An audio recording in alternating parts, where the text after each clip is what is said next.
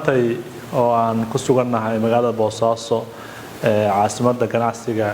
dawladda Puntland halkan waxaan u joognay in iskaashi labada dawlad goboleed ama labada dawladood ee xubnaha ka ah dawladda federaalka Soomaaliya ay iska kaashanayaan arrimaha dhaqaalaha siyaasadda amniga dib u eegista dastuurka labadan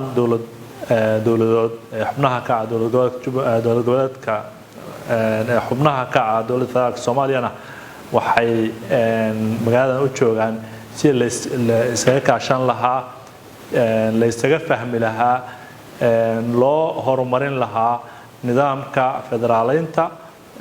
qaabka Soomaaliya maartay federaaleynta u dhaqmi doonto dhaqaalaha dastuurka arrimaha bulshada qaybahaas ay maartay iska kaashanayaan intii la joogay halkan shirar badan ayay la yeesheen wafdiga Jubbaland ka socday qaybaha kala duwan ee bulshada reer Puntland odayaasha dhaqanka booqashooyin kala duwan ayuu madaxweynuhu ku bixiyay meelo kala duwan sida dekedda saldhigga booliska ee magaalada Boosaaso iyo meelo kale oo laaban